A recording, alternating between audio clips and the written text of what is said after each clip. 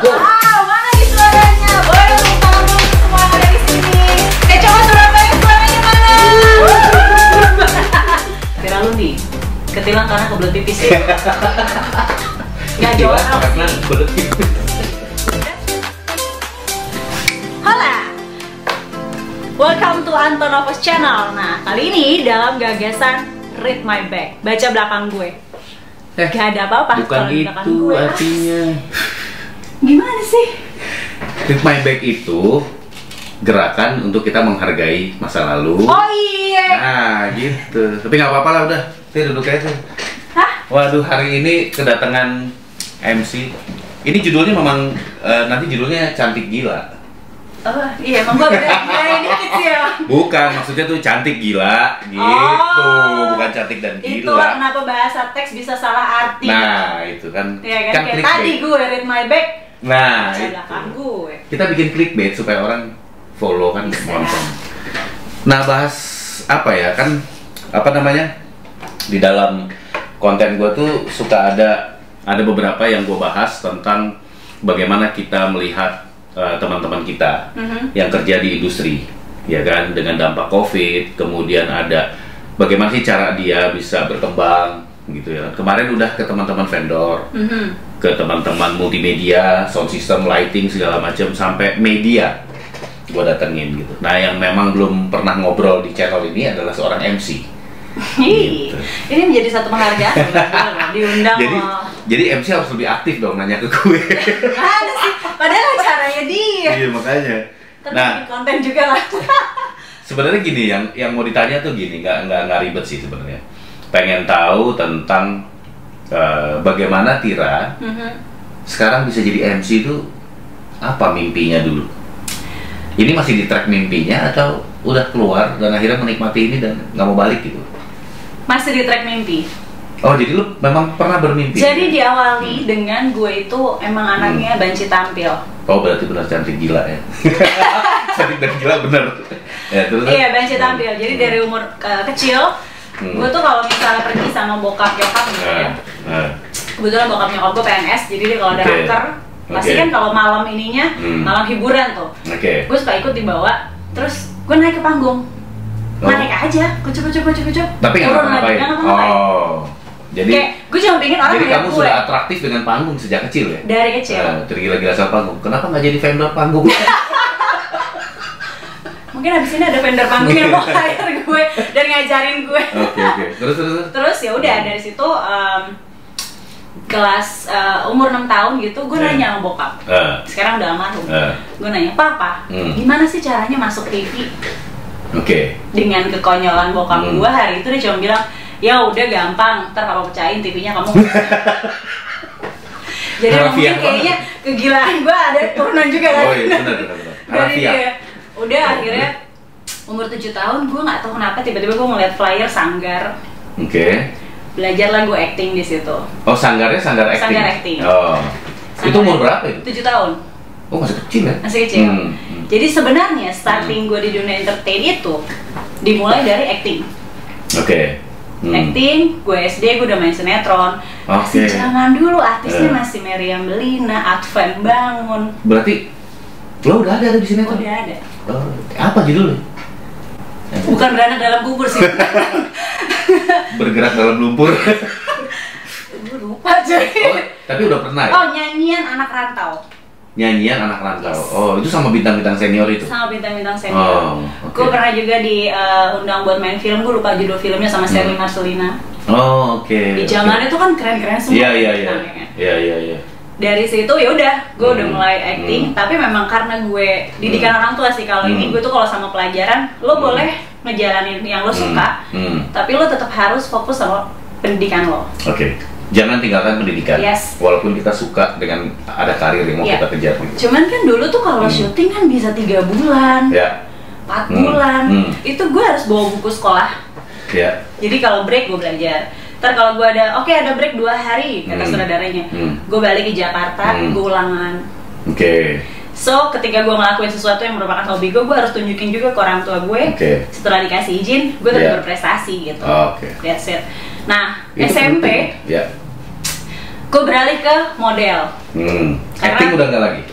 Masih, cuman masih lebih sering kayak gue pengen emang anaknya mulai pengen sadar, sesuatu yang baru gitu. Mulai sadar memiliki kecantikan gitu kan. Narsis juga ya kayaknya. Kan biasanya orang kayaknya lo cocok deh jadi model, kayaknya lo cocok deh jadi apa. Sebenarnya bakatnya karena tinggi aja. Oke. Karena tinggi, terus dia itu ikutlah kompetisi-kompetisi model yang pialanya tuh, trofinya tuh bisa 2 meter, 1,5 meter. Hari itu mobil bapak gue Mitsubishi T120 SS yang kalau dimasukin piala 1,5 meter muat cuy, udah mentok gitu. Kayak nggak kepikiran lah hari itu buat bawa pakai, kan belum ada box itu kan.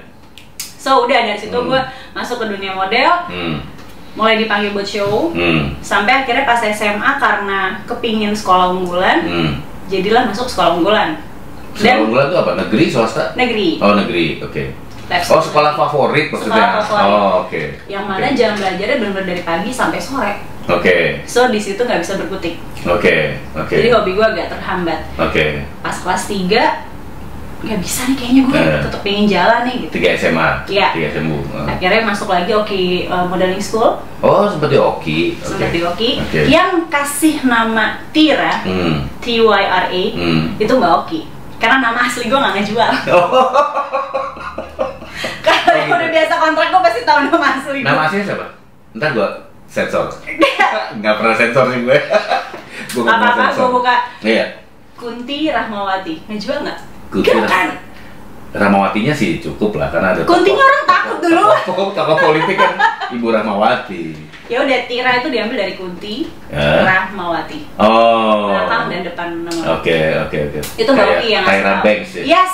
Karena dia bilang gitu, emang dulu gue lebih hitam juga. Oke. Terus dia bilang ya gue pengen bukan hitam eksotik. Iya. Bahasa halus. Iya terus. Akhirnya Lundi dari apa? Nah, Lundi itu gue nyari sendiri. Oh. Lundi itu kalau bahasa Belanda setahu gue hari Selasa, tapi gue carinya yang versi Yunani, perempuan yang lahir hari Jumat. Serem kan lo? Nama lo Kunti, terus lo lahir hari Jumat, lo punya caling dua. Dari mana ngejualin, man? Supaya pakainya gaun. Mungkin karena itu karena lahirnya Jumat, cewek. Rambut gue panjang. Rambut panjang. Caling gue 2. Serem juga bokap lo ya. Ngasih namanya gitu. Ya, bokap gue ngasih nama ya karena Dewi Kunti sih. Biasa lah Jawaan banget. Oke. Ibunya Pandawa 5. Ya udah, dari SMA itu nama gue jadi Tira Lundi. Jadi kalau orang ketemu gue di jalan, manggilnya Kunti, gue berarti tahu nih SMA belakang ya kan. Tapi kalau manggil Tira sama gue. Jadi kalau ada orang manggil gue Chris, itu adalah teman-teman yang masih SMP. Oke. Atau SMA tapi di awal-awal. Begitu Anto itu adalah teman main. Oh, udah main itu dari pinggir jalan, udah main ngeband lah apa segala macam. Tapi begitu Novos yang keluar, itu adalah teman-teman di event.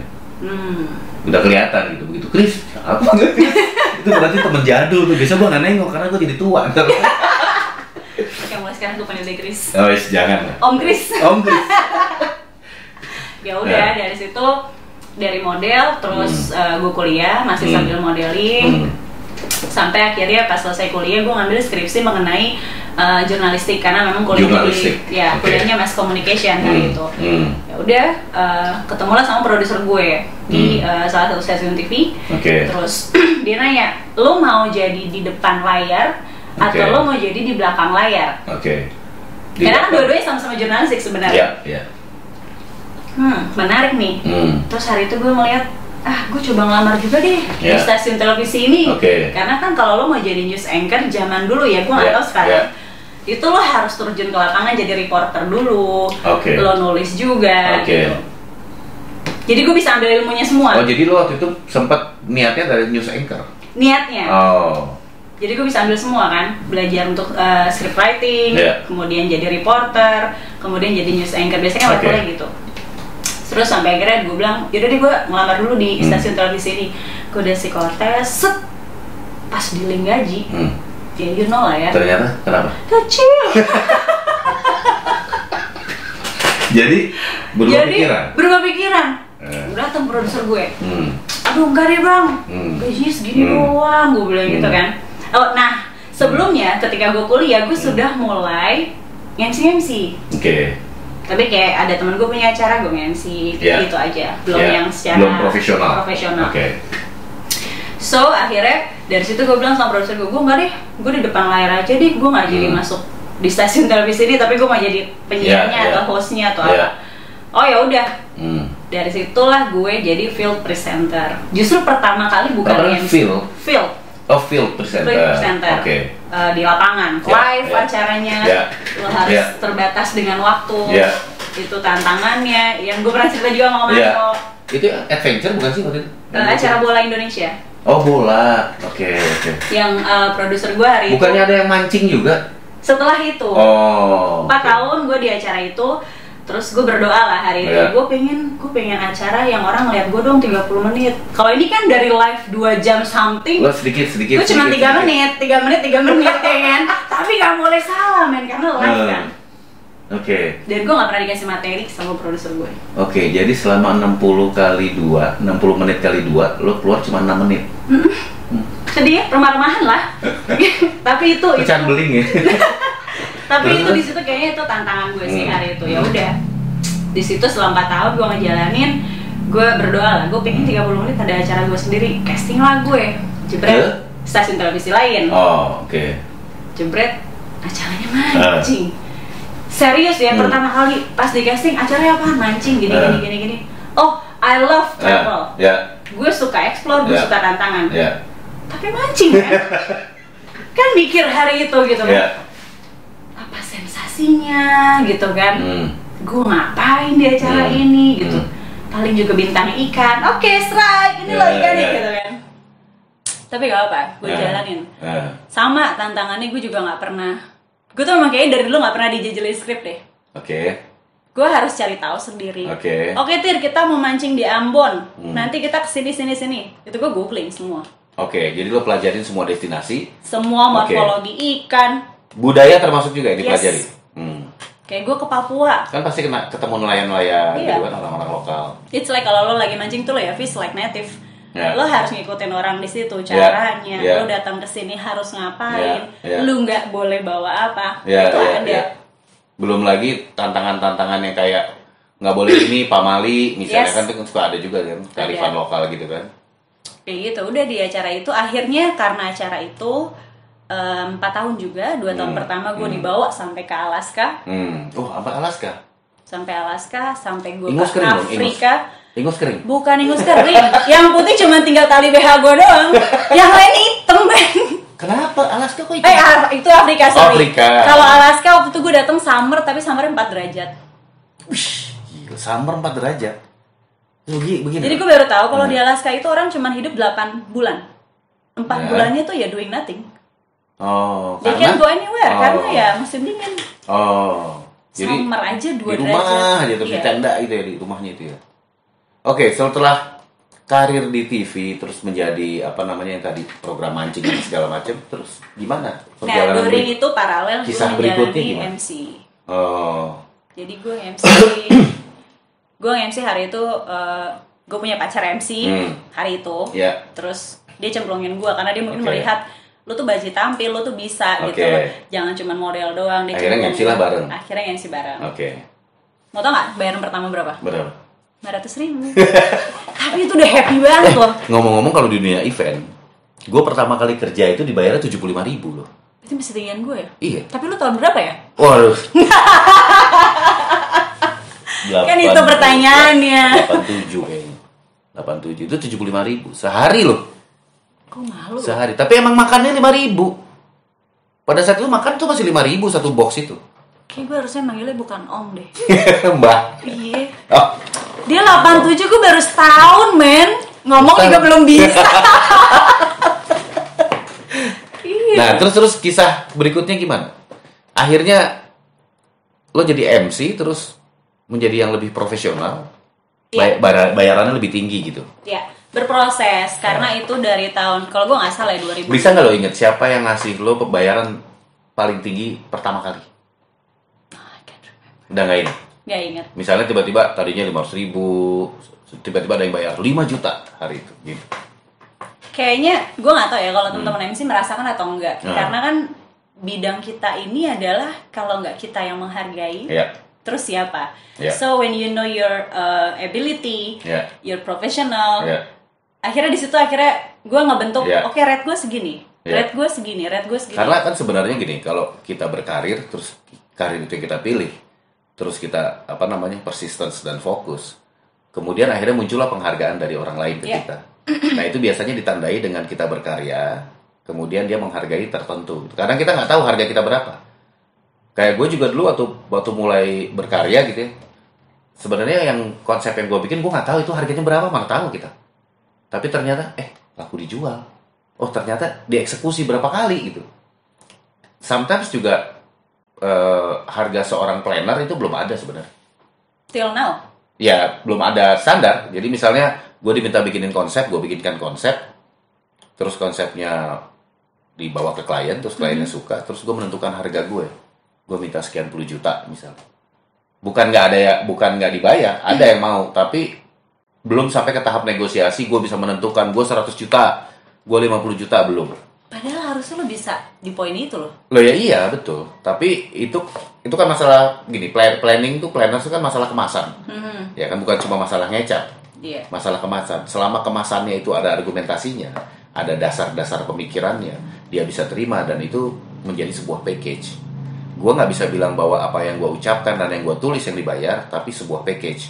Package itu ada artisnya, ada panggungnya, ada lightingnya, sampai ada ke eksekusi, sampai ke end of the show-nya. Iya, Oh, jadi my fee itu ada di dalam situ, integrated di dalam situ. Jadi kalau ditanya, Mas Anto, lo kalau bikinin event ini disuruh bikinin konsep, lo dibayar berapa? Ya gue cuma ngecap aja, lo kasih gue gocap deh. Kasih gue 25, 50, terserah. Tergantung dari, sekarang eventnya apa? Misalnya eventnya 100 kota ya, gue mikirnya kan lebih lama. Iya. Gitu Apa kalau yang cuma bisa dibuat selama iya, gitu kan kalau cuma dia bikin, toh gue mau ulang tahun misalnya, ulang tahun perusahaan, itu nggak terlalu susah lah, karena rumusnya pakemnya banyak lah, gitu udah bisa. Tapi mungkin itu bedanya Om Anto sama Tira kali ya, karena kalau di situ kan Tira jasa sekali istilahnya sekali pakai gitu kan. Iya, sekali iya. event. Kalaupun ada roadshow ya masih satu package, sekali package juga gitu kan. Iya. Dulu Kalau tuh- kamu kan bedanya kamu ngurus apa hal-hal yang melekat sama diri kamu, karena ini performance kan. Iya. Mulai dari jaga kesehatan, tepat waktu, terus Iya. jaga istirahat harus cukup karena performance. Kalau gua kan beda. tim. Ya tim sama prosesnya ini kan 24 hours bisa dibilang gitu kan. Yang penting proses itu menuju kepada apa yang kita tuju gitu.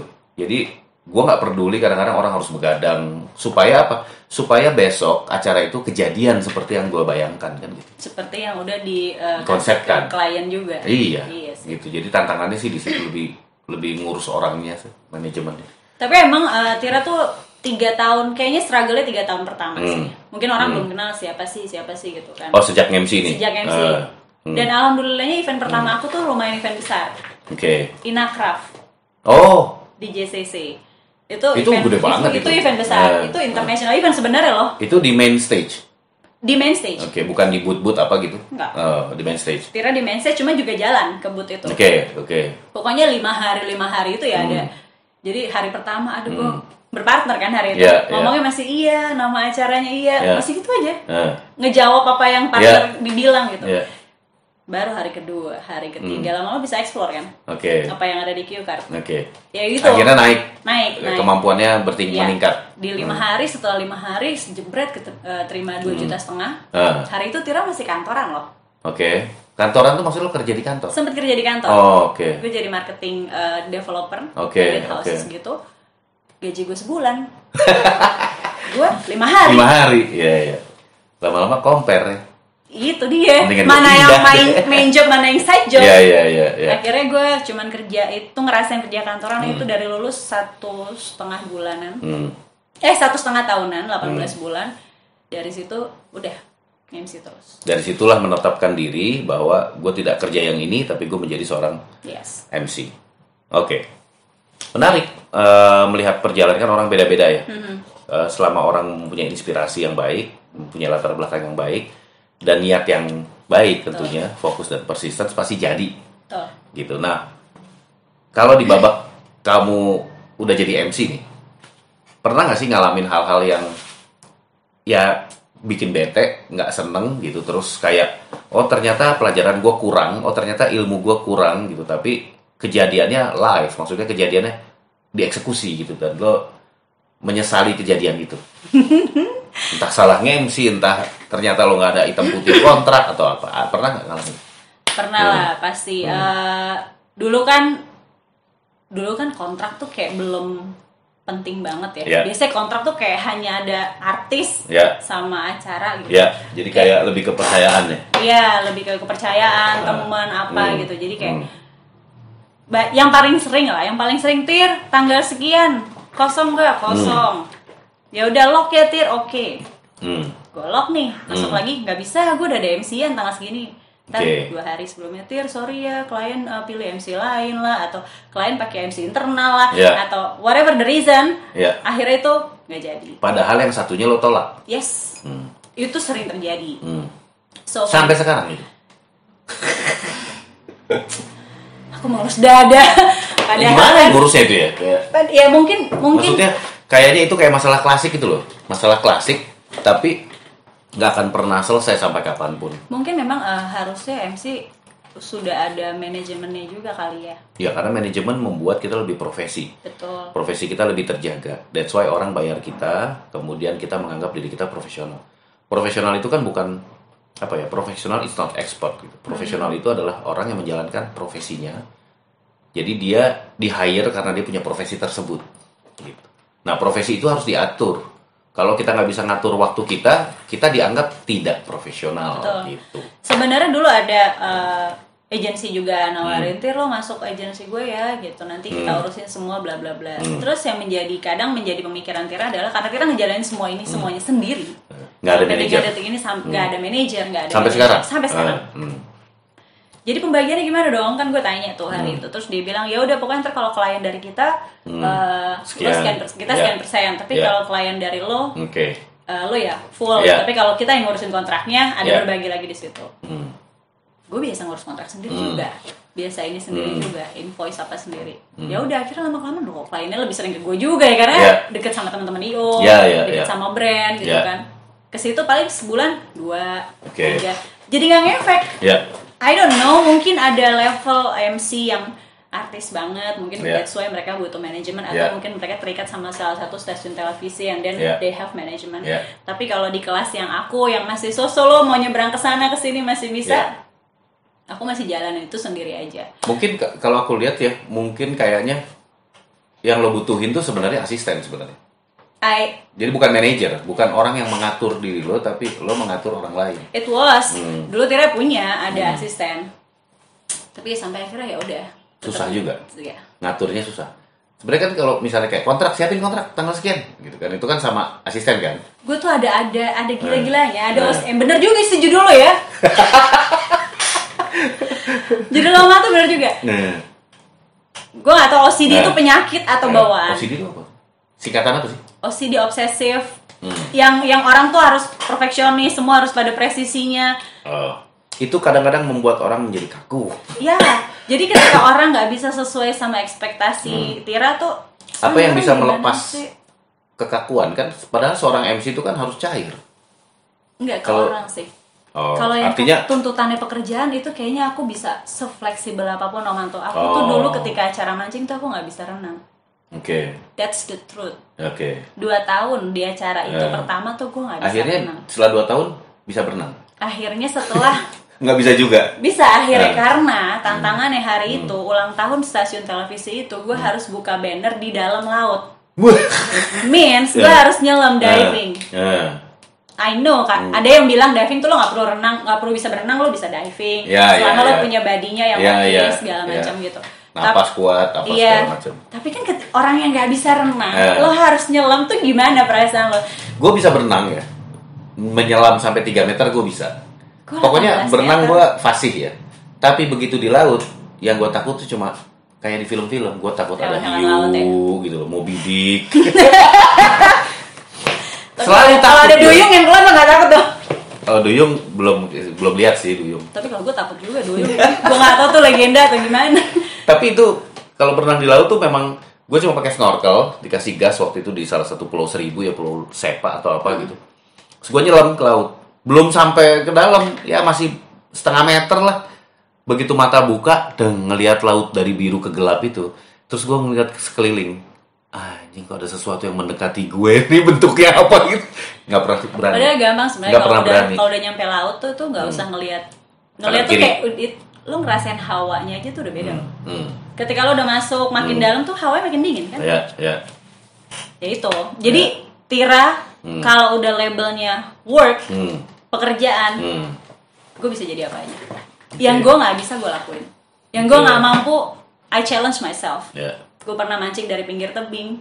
Gue nggak punya basic mapala gitu. Gue naik. Yang bener cuma 1 jejak doang gitu. Gue diving. Walaupun, aduh dia nyemplungnya gimana, backroll til. Artinya itu artinya achievement sebenarnya ya. Ya bisa achievement kecil, bisa achievement besar gitu kan. Itu yang membuat kita menjadi orang yang jadi lebih kuat. Untuk menerima tantangan apa aja. Itu selama belum dijalanin, gue nggak akan pernah bilang gue nggak bisa, gitu kan. OCD tadi, balik lagi ke OCD. Akhirnya karena makin kesini kan kita kalau manusia tuh makin belajar dan makin mengenali diri kan ya. Jadi ketika gue makin kenal Tir, lo kayaknya nggak bisa Tir, lo harus perfeksionis gitu. Apalagi lo menuntut orang seperti itu. Lo nggak bisa, lo balikin ke diri. Ya udah, setelah gue mempelajari itu, ya longgar sendiri akhirnya. Walaupun masih tetep, kadang gue nggak bisa tuh naruh sendal yang mencong dikit. Terus gue benerin. Mungkin mirip ya sama gue ya. Dulu tuh gue parah. Gue agak begitu sih. Di rumah gue tuh bisa, kalau baju ya, putih-putih semua, hitam-hitam semua, berwarna-berwarna semua. Gue hampir mirip di sisi ininya, tapi gue nggak tahu itu OCD atau bukan. Misalnya gue beli baju, ya, terus dulu istri gue yang mau beliin baju gitu. Bajunya apa? Yang ini ya. Ya udah yang itu, langsung aja beli 4. Fix, itu gitu. lo ada OCD ya? Oh ada ya? Jadi gue tuh orang gak mau pusing. Gue suka baju cuma hitam, putih, biru. Lo bahkan bisa beli dengan yang kayak gini-gini kan sama, tapi warna beda gitu. Bener gak gitu? Iya, model sama, tapi warnanya beda gitu. Terus baju gue tidak peduli sama sekali dengan merek dan harga. Begitu dipasang baju enak, dah beli yang itu. Walaupun itu orang bilang, oh yang murahan, bodo amat gitu. Itu gue selalu gitu. Terus kalau mau pergi keluar kota, yang di bawah tas ada 3, ya kan? Baju, HT bawah 1, ada handphone, ada segala macam, power bank segala macam. Itu biasanya gue jejerin di meja gue sebelum gue berangkat besok. Itulah ada OCD-nya. Ada. Jadi gue kalau nggak gitu, selalu ada yang ketinggalan kalau gue. Iya. Itu karena kasusnya ada yang ketinggalan, jadi setiap mau pergi mau apa selalu gue dekatkan sama koper nih, koper. Selalu ini adalah barang-barang di dalam koper yang akan masuk. Jadi kalau yang gue baca, OCD itu dia punya tingkat kekhawatiran yang tinggi. Sehingga untuk dia preventif kekhawatiran itu, makanya dia kayak gitu. Ya. Termasuk bawel juga. Makanya. Ya jadi banyak nanya gitu. Iya emang. Iya. Orangnya. Tapi nggak tahu, kalau buat gue sih banyak nanya tuh jadi ilmu sih sebenarnya, jadi pengetahuan. Iya. Jadi akhirnya. Jadi sebenarnya kepo tuh nggak salah loh. Nggak salah, itu kan bahasa aja orang dibilang kepo loh, padahal ada positif side-nya di situ. Iya, kalau keponya negatif, mungkin yang dimaksud kepo tuh yang pengen tahu orang tapi untuk kebutuhan negatif gitu. Jadi, tapi kalau kita kayak contoh misalnya gue ingin melakukan sebuah presentasi. Sebelum gue melakukan presentasi, gue tuh sampai mengkhawatirkan, sehingga gue pengen tahu gue besok ada di ruangan yang seperti apa. Gue besok ketemu sama siapa saja, berapa orang berbahasa Inggris, berapa orang bahasa Indonesia, jabatannya apa. Padahal gue bukan seorang ahli yang kayak MC yang, wah kalau jabatannya ini gue akan ngomongnya gini, bukan. Tapi dengan gue tahu situasi sebelumnya, itu gue jadi bisa memprediksi. Ya sederhananya gini, gue ada bercandanya apa enggak ya besok. Gue bisa mencairkan suasana apa enggak gitu. Karena gue belajar dari orang juga, kalau kita melakukan sebuah presentation, kita harus kuasai 3 menit pertama. Begitu 3 menit itu nggak dikuasai, lo akan sulit mencapai puncaknya. Gitu. Nah, 3 menit itu bisa dilakukan. So you get the attention gitu selama 3 menit itu. Iya, 3 menit itu mau ngapain? Mau little bit entertaining, mau ada hahaha sedikit gitu ya. Pokoknya mencairkan suasana. That's why kenapa kalau gue presentasi biasanya gue memunculkan dulu video misalnya. Duluan supaya orang nah gitu dulu kan. Jadi baru habis dari situ gue akan bilang apa yang bisa digali dari video ini. Nah, itu baru kita. Ini menarik sih, ini hampir sama dengan prinsip aku nge-MC gitu. Buat aku opening itu penting banget. That's why mungkin kalau teman-teman lihat atau Om Anto lah, MC itu kan selalu dibekelin sama cue card ya. Yes. Tapi ya mungkin karena gue didikannya dari dulu nggak pernah on script banget. Yeah. Jadi semuanya selalu improve, explore gitu kan. Tapi yang namanya nama acara, tempat acara, template tuh, ya kan 5W1H itu tidak kan udah nggak bisa itu. salah. Nah, karena buat gue, basic gue, prinsip gue sebagai MC, opening itu penting. Dan karena di opening itu gue akan tahu audiens gue ini kayak apa, dia menghargai keberadaan gue apa enggak, responnya dilihat. Gitu. Jadi Tira benar-benar menilai audiens Tira nih orangnya gimana atau apa, modelnya gimana, mau dibawa kemana, itu dari opening. Kalau Tira ya. As a MC Tira pasti akan gitu. Nah, biasanya Tira yang namanya nama acara, tempat acara itu harus di luar kepala. Gue prinsip. Gue kalau MC gue selalu apalin dulu nama acaranya, tempat acaranya, gue mau ngadepin siapa. Opening buat gue itu harga mati itu istilahnya gitu. Ya, mirip lah. Iya. Mirip karena kita lagi mengantarkan pesan, sama-sama mengantarkan pesan. Kalau gue pesannya adalah supaya jualan gue laku, kalau kamu mengantarkan pesan supaya orang paham bahwa kamu adalah pemimpin pemandu acara dan yang akan mengeluarkan semua pesan dari event itu. Betul. Gue biasanya kalau acara ya contoh gitu, kalau misalnya ada acara panggung, which is acara audiens itu komunitas, gitu. Komunitas itu kan cair banget ya. Iya. Cair, tidak suka menunggu. Anak-anak komunitas tuh nggak suka menunggu, tidak suka ada blank spot. Kalau kami disuruh menghadap ke sana 1.000 orang, kamu mau kasih apa? Ayo, jangan gue harus menghadap ke panggung, terus nggak ada apa-apa, blank spot. Gitu. Jadi peran MC itu sangat penting.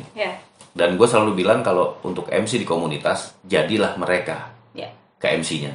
Caranya gimana? Sebelum naik atas panggung, sejam sebelumnya ngobrol dulu sama mereka. Kalau perlu cari tokohnya, let's say misalnya otomotif ya, motor. Kamu ketemu misalnya sama salah satu tokoh, bercanda-bercanda dulu sama mereka. Jadi kamu sudah punya teman di audiens, gitu. Udah engage. Nah kemudian, gue selalu saran sama MC yang acaranya seperti itu, begitu melangkah di present, misalnya dipanggil MC-nya oleh voice over, MC-nya muncul, jangan menunggu ke tengah panggung baru ngomong. Tapi waktu melangkahkan kaki, dia sudah di atas panggung, waktu melangkahkan kaki itu suaranya sudah harus keluar. Terserah mau selamat pagi, mau apa kayak gitu. Karena itu membuat waktu kamu di tengah, kamu sudah on position gitu. Orang sudah gini. Gitu. Tapi untuk acara yang komunitas kali, komunitas, yang nggak formal kali ya. Iya, formal nggak bisa. Kalau formal sih nggak bisa. Ya, aneh. Kadang malah Tira nggak tahu ya. Kalau misalnya Tira tuh misalnya MC, kalau formal nih, ya melangkah dulu. Let the people see me enter the stage gitu. Oke. Sampai tengah, aku selalu eye contact. Karena buat aku tuh eye contact penting banget. Either itu aku eye contact kanan, tengah, kiri, mewakili. Padahal yang lihat kuping, jidat. Iya nggak tahu sih. Karena kalau itu ada follow spot, gue juga nggak kelihatan audiens gue dari depan. Tapi balik lagi ke situ dong, tidak balik lagi ke masalah. Oh iya. Nah, apa yang pernah lo dapetin baik di panggung maupun tadi kontrak sudah ya tentang itu. Terus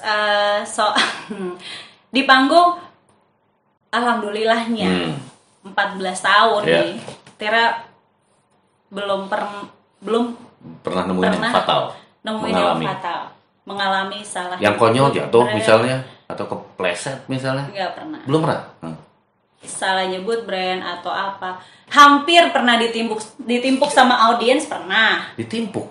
Karena kelamaan nunggu band. 40 minutes dengan big stage, ada gap. Biasanya kalau anak band kan pasti ada gap. Panggungnya tinggi, terus ada barriernya gitu. Ada barikadenya. Nah itu pernah sampai mana udah hampir mau dilemparin botol gitu. Itu pernah 40 menit itu karena panitianya buat karena kamu kalau itu sih. Ya bisa nggak ada band blank spot gitu kan bukan karena kamu. Iya. Tapi memang di situ peran MC. Biasa kan MC selalu jadi tumbal event. Harus menenangkan suasana lah. Gitu. Itu dari mulai gue ajak nyanyi, bagi-bagi hadiah sampai udah nggak tahu lagi mau ngapain. Karena mau turun ke bawah melebur juga susah kan. Sampai stage manajernya bilang oke, aman gitu kan. Itu kayak wow akhirnya. Nah pernah ini kejadian baru tahun lalu. Terfatal kayaknya selama karir aku nge-MC. Because I switch speech-nya menteri. Maksudnya switch-nya? Maksudnya? Ini acara Pak Menteri nih? Ini acara salah satu brand. Kementerian? Oh brand? Brand swasta. Oke. Dia invite 8 media. Oke. 8 media negara. Oke. Ada 8 negara isinya media semua. Oh, oke. Ada 8 negara diwakili oleh media. Yes. Dari negara tersebut. Betul. Oke. Terus ada menteri 3. Oke. Kadang tuh menteri kan datangnya nggak bersamaan dong. Ya. Gue tuh kalau ngingetin lagi tuh kayak gue masih men gitu, ini gak gue banget gitu. Iya, masih kesel gitu ya Masih sama kesel. keadaan kejadian pada saat itu. So we know lah ya kalau kita atas ke bawah kita ganti abis ini nih Tir gak sesuai sama rundown itu sudah biasa. Karena hari itu ya udah kotor banget lah, cue card gue tuh udah kotor banget, udah ini kesini gitu. So harusnya hari itu yang gue present itu adalah Menteri Perhubungan. Oke. Baru closing keynote speech-nya adalah Menteri Perindustrian. Oke. Tapi yang gue panggil karena gue nih sering banget ketemu sama Pak Menteri Perindustrian dengan partainya dia. Mungkin gue terkesima juga sama dia kan. Yang gue panggil dia dulu. Yang harusnya itu closing keynote speech. Terus? Terus ralat dong. Cannot. Karena ya si bapak juga memang sudah mengenal gue. Iya. Karena gue sering banget MC di partai dia. Jadi ketika gue panggil, dia dengan santai langsung maju. Udah di samping gue kan gak mungkin gue. Oh, oke. Gue gak bisa. Ya gue ngerti sih. Kalau dia belum naik, dia mungkin dengan di bawah di floor dengan. Tapi nggak dari belakang nggak ada yang noyor, stage manager noyor gitu. Nggak ada. Karena hari itu IO-nya juga dari Singapura, nggak ada. Oke. Terus. Tapi all the fuck buat itu muncul semua.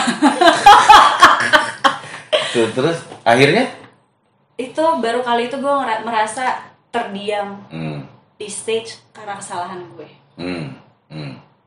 Gue diem blank.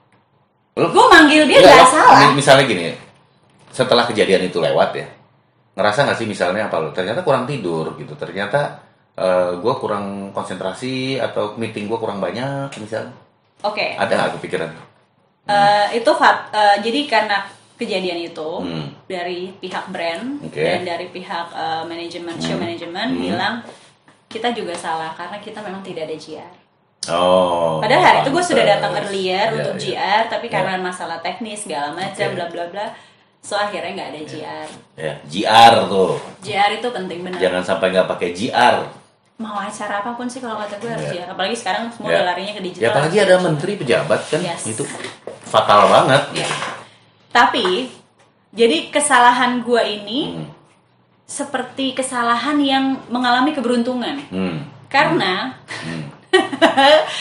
harusnya Menteri Perhubungan yang gue invite closing keynote speech Menteri Perindustrian. Tapi hari itu gue invite Menteri Perindustrian dulu. Oke. Dia ngomong lah si bapak ngomong saya dia menyelamatkan gue. Si bapak di end of speech-nya dia bilang karena brand ini adalah mengenai perhubungan. That's why yang harusnya dan baiknya memberikan closing keynote speech adalah Menteri Perhubungan. Dan memang secara logika itu sebenarnya lebih memang harusnya begitu. Yes.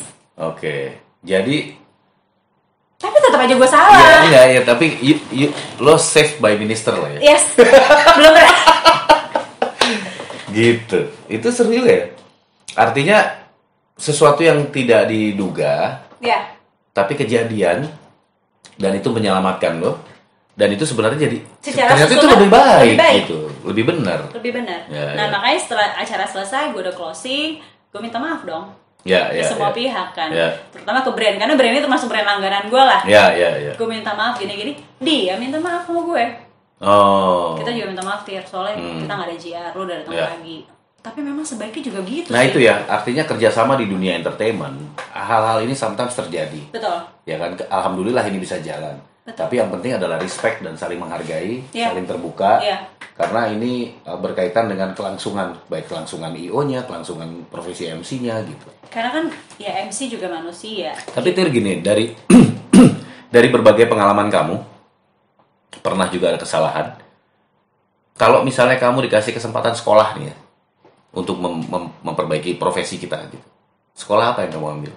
Bahasa Inggris. Kalau misalnya ada orang, Tir gue punya duit, pokoknya mau sekolah gitu, apa yang diambil? English. Bahasa Inggris. Bahasa Inggris. Khusus untuk knowledge sebagai MC. Iya. Menambah knowledge sebagai MC. Oke. Sama praktis juga itu lebih menjual karena sudah semakin banyak event-event internasional masuk ke Indonesia. Dan kita harus melek itu. Ya Tira bisa MC bahasa Inggris tapi mungkin masih akan ada lebih fluent kalau lo taking course lagi gitu. Kenapa sih lo nggak bikin konten kayak misalnya let's say lo lagi ketemu sama audience gitu. Tapi itu konten gitu, lo pakai tegak handphone, terus lo ngomong sendiri dan lo anggap lo lagi ada di antara 1000 audience komunitas atau misalnya gue nge-MC anak-anak tapi cuma di handphone gitu. Jadi orang akan ngelihat ekspresi, orang akan belajar, orang akan mungkin mengkritik, itu kan lucu tuh. Bisa juga sih, cuman emang beda sih ya Om Manto. Jadi MC anak-anak versi gue gitu, terus ngomong aja. Ini sebenarnya dia lagi ngasih ide nih ke gue. Kadang yang kayak gini nih harus diseriusin. Iya, makanya. Artinya gini, kan kreativitas tuh dibangun bareng sebenarnya. Iya. Jadi buat teman-teman IO tuh nggak bisa gitu, misalnya punya list MC main tawarin aja kepada klien. Kita kan harus belajar MC ini cocoknya buat apa. Kalau kita nggak ngobrol kayak gini, mana tahu. Om Manto, menurut Om Manto, gue cocoknya MC apa? Kamu MC komunitas cocok. MC, karena kita pernah berapa kali ya MC komunitas. Kemudian MC setengah resmi kamu oke. MC brand oke. Bisa. Tapi kita pernah juga coba MC protokoler. Pernah. Ya kan kamu pernah. Jauh tuh di luar kota. Itu RI1 loh. RI1. Ya, walaupun diwakili RI2 ya. Bapak nggak ada. Yusuf Kala kan? Iya kan? Jadi sebenarnya kamu sudah masuk di penyelenggaraan acara protokoler negara dan itu bisa diterima baik dan gak ada komplain. Alhamdulillah. Gitu. Jadi itu harusnya, nah itulah sebenarnya yang menarik yang bisa diajarin sama orang. Gitu, sama menginspirasi orang. Dan IO bisa milih-milih gitu kan, mana sih yang cocok, mana sih yang nggak cocok. Gitu. Mau tahu nggak gue nggak pernah tuh MC apa? Apa? Wedding. Oh, belum pernah wedding. Kan gampang, lebih susah. Atau belum nggak ada order ya? Halo, nongol lagi. Nongol lagi, barusan kameranya mati dan biasa aja sih kita bisa lanjut. Tira, gue masih punya pertanyaan. Oke. Sekarang ini kan lagi musim, ya. Orang bikin konten. Gue nggak usah nyebut namanya. Tapi isinya tuh explicit language, jadi orang-orang ngomong jorok. Itu ada di YouTube, di Instagram, jorok, beneran jorok ngomongnya. Apa? Vulgar. Yes. Apa pendapat kamu? Dia membawa pornografi di dalam apa namanya? Verbal. Wow. Iya. Ya kalau gua ngomong kan nanti disensor kan, nggak enak. Maksudnya, pokoknya omongan jorok aja semuanya. Gitu ada. Dan itu nggak di. Dan itu selebritis gitu. Kamu belum pernah lihat? Kalau gue ngelihat youtuber dengan omongan binatang sering. Oh, ini bukan ngomong jorok. Gue nggak pernah lihat. Nanti kita lihat lah gitu. Nggak, maksud gue pendapatnya Tira tuh gimana dengan hal kayak gitu? Apakah lo biasa aja atau harusnya tidak boleh atau? Kalau gue sih nggak sepaham lah kalau soal itu. Gue nggak boleh. Kalau lo mau jorok, lo berkaryalah seperti Bruno Mars. It's like lagu Versace on the floor. Itu meaningnya dalam loh. Gue buka zip belakang lo, and then you can. Artinya itu ada ceritanya juga. Mengarah ke sana, ya? Tapi dia punya karya yang baik, menyampaikannya dengan manis gitu. Kalau mau ya cara-cara yang seperti itu. Justru orang bahkan ngebayanginnya tuh sesuatu yang romantis, sensasional, sensual, tapi nice. Mungkin yang ngomong gitu. Kalau ngomong jorok tuh mungkin sensasi aja tuh ya. Iyalah. Ya kan bisa jadinya cuma sensasi aja supaya dia dapat perhatian orang. Iya. Yang pengen viral kan emang gitu kalau di sini. Iya. Akhirnya ya untuk yang kayak gitu jangan lah ya. Enggak lah. Sebaiknya jangan. Walaupun gue ada juga sih di berita viral lu nih ketilang karena kebelet pipis. Nggak jorok karena sih. kebelet pipis. That's the truth. Iya. Nah sekarang pertanyaan yang lagi ngetren sekarang. Di masa COVID lo ngapain? Nggak ada yang ngundang, nggak ada yang kawin, nggak ada yang kumpul-kumpul motor, nggak ada acara apa-apa. MC ngapain? Karena gue punya hobi masak, akhirnya gue kembali ke dapur. Dulunya memang masak. Dulunya memang gue tuh memang suka masak, suka menjamu orang. Jadi gue mau masak ini deh. Tapi dulu nggak pernah seriusin, baru sekarang serius. Sebelumnya pernah serius punya catering. Tapi ya biasa karena kesibukannya gitu. Terus gue bikin lagi brand, terus gue bikin kue. Yang sekarang apa nama brandnya? Brindi Kitchen. Brindi Kitchen. Di Instagram ada? Ada. @brindi_kitchen. Oke. Gitu. Lo mau makanan kue-kue kayak brownies ada, makanan itu semua yang bikin. Menunya dari Tira sendiri. Oh. Bukan mbak gue yang bikin loh. Iya, tapi terus orang gimana, pesen dulu atau sudah ready di etalase gitu? Oh enggak. PO. Oh, PO. Gue akan bikin kalau orang pesan. Oh, jadi bisa pesan brownies baru kamu bikinin brownies. Diantarnya sekian hari kemudian. Betul. Atau enggak misalnya gue buka open PO nih gitu ya, dari dalam seminggu 2 kali ya, Selasa atau Jumat gitu. Ya di hari itu nanti tinggal distribute udah. Nah, kita hampir di ujung. Gue cuma pengen tahu Tira punya tips apa sih buat teman-teman IO yang ingin meng-hire seorang MC? IO tuh harus gimana? Ini sekalian gue menyampaikan pesan ya. Iya. Gue semangat langsung. Iya dong. Ini buat kita belajar loh, bukan buat nyalah-nyalahin. Iya betul. Gue nggak pernah, gue tahu MC itu part of the team. Iya. Dan gue nggak pernah, gue selalu bilang sama teman-teman MC yang baru, lo nggak usah beranggapan diri lo artis lah. Iya. Karena kita nih tim sama show management, tim sama IO, tim sama brand. Suksesnya acara itu bukan cuma karena MC yang bagus, karena lightingnya bagus juga, konsepnya bagus juga, audiensnya bisa MC angkat gitu kan, sampai end of the show gitu. Gue cuma minta ada beberapa IO yang lain yang Tir, tanggal sekian ya kayak tadi gue bilang, tapi akhirnya nggak jadi. Tapi cobalah untuk kasih itu bentuknya, misalnya Tir, gue baru nanya dulu ya, atau tell the truth. Kita baru pitching ya. Jangan lock dulu. Yes. Oke. Kita baru pitching ya, atau enggak setelah pitching, dan tolong dalam prosesnya itu ketika sudah mengontak MC, walaupun punya runtutan atau calon MC yang lain, tapi juga di manage gitu. Telepon lagi, Tir, kita udah selesai, kita menang pitching nih, tapi lo masih dalam kandidat. So MC akan merasa dihargai.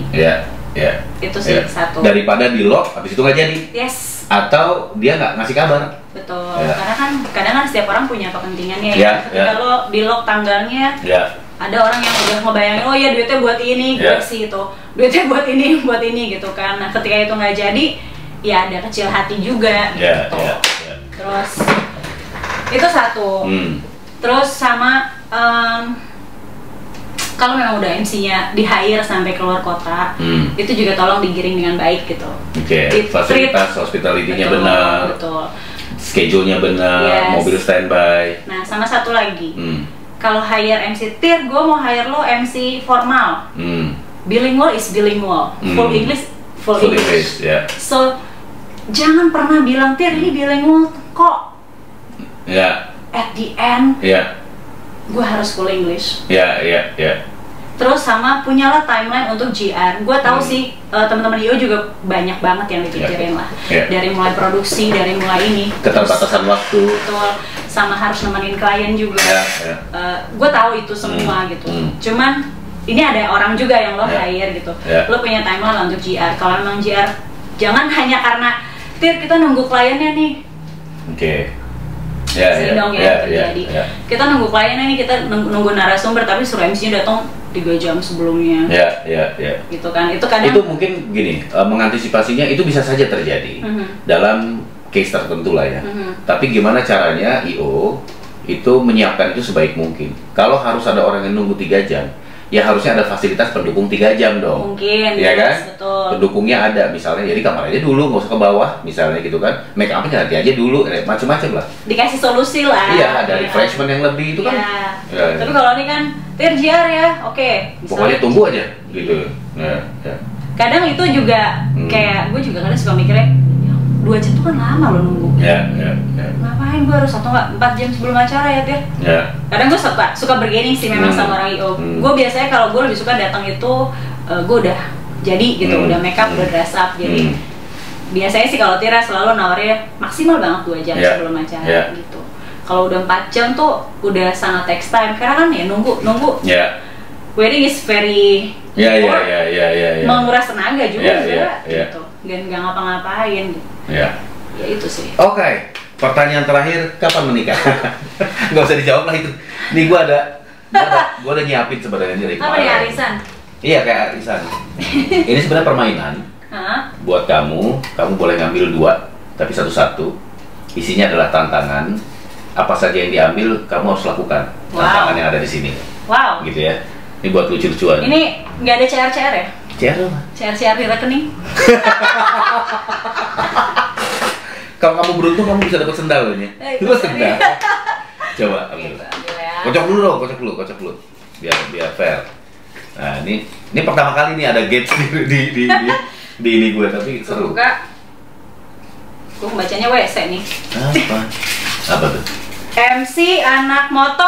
Coba lo praktekin, lo sebagai MC anak motor. Ini untungnya udah punya pengalaman sih, alhamdulillah ya. Ya. Gak apa nyebutin brand. Jangan dong, jangan. Terus? Ya X aja, XYZ gitu loh, atau ABC atau apa gitu loh.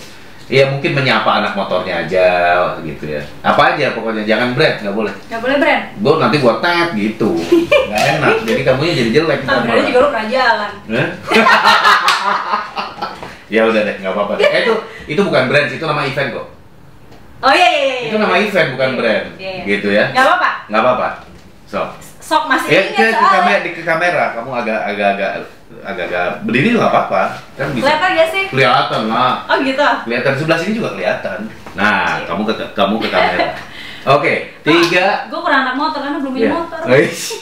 Nanti kita boncengan aja. Ya, boncengers dong gue. Aduh, saya bukan mental boncengers. Oke, dari mulai standby. Oke, standby FC. Anjir, gue kangen banget sih. 3 bulan gak digini-gini. Standby FC. Oke. Aman bos, nah gitu kan. Oke, fair MC 5, 4, 3, 2, 1, and go. Halo, Surya Nation people. Wow, mana nih suaranya? Boleh dong tepuk tangan dulu untuk semua yang ada di sini. Gue lihat ini gak cuma dari Jakarta, ada yang dari Surabaya. Coba Surabaya suaranya mana? Udah itulah. Oke, seru sih emang kalau udah MC dengan anak komunitas tuh seru.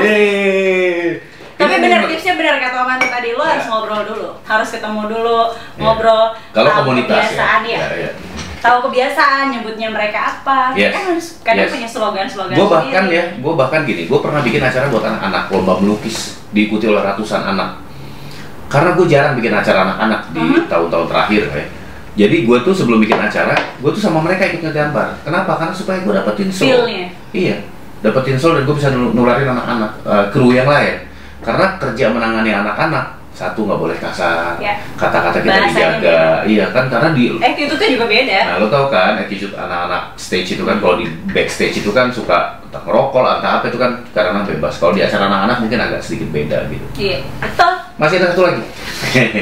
Semoga bukan MC kawinan ya. Balik lagi ya ke cerita, kenapa gue gak pernah MC kawinan? Karena takut kawin. Bukan. Oh, okay. Karena gue takut nanti kalau gue kawin, gue berasa pengen kerja, men. Oh, jadi MC. Dapat gue MC anak-anak. Nah, walaupun belum punya anak, anggap aja di depan gue anak-anak gue. MC anak-anaknya gini aja. Ini cocok. Gue gak bisa dapet feel-nya. Ya. Oke, standby MC. Ntar dulu, gue ganti ini dulu. Oke, standby MC di tengah panggung. Setelah VIP duduk ya. Oke, standby. Dulu dong, MC anak-anak. Iya, MC anak-anak. Ada dressing room nih, kalau mau ke dressing room nih. Apa lagi? Oke. Udah lebih anak-anak belum? Atau malah jadi tante-tante? Kayak mama sih. Oke, standby. Mic-nya mana ya? Nah ya, ini lebih hitam tuh kayak mic. Lebih gede tapi. Yang gede lebih enak. Emang ya? Oh iya. Ini MC anak-anak loh. Oh iya. Stop. Oke, standby MC. Tira standby. 5, 4, 3, 2, go. Halo, assalamualaikum. Hai, seneng banget, banyak banget yang lucu-lucu, ganteng-ganteng. Tepuk tangan namanya teman-temannya Kak Tira. Boleh panggil kakak, asal jangan panggil tante. Oke. Kalian apa kabar semuanya? Baik? Baik? Semangatnya mana? Tepuk tangan lagi. Itu kalau sama anak-anak. Bener-bener harus ningkatin senangnya mereka. Iya, tensionnya juga dijaga ya. Yes. Karena anak-anak kan nggak boleh kita bete. Dan mereka juga mudian. Iya, benar-benar. Sangat mudian. Kalau malah itu karena dia mudian, kita jadi harus tensionnya dijaga, terus tone-nya dijaga. Capek loh sebenarnya yang si anak-anak itu. Iya. But karena harus kesannya harus bermain terus ya. Muka kita harus ceria terus. Mulu ya kan. Tapi tenang aja, buat teman-teman MC, karena gue pernah ngalamin di situasi dimana hari itu gue lagi berduka, tapi gue harus MC anak-anak. Oke. Tapi gue bisa dapat energi itu dari anak-anak. Sehingga juga melupakan dukanya lo. Iya. Wah, amazing. Oke. Tira, hari ini keren banget ya. Ini konten pertama gue yang gue ajak ngobrol cewek. Ya kayaknya di pertama deh. Iya, yang lain cowok semua kemarin.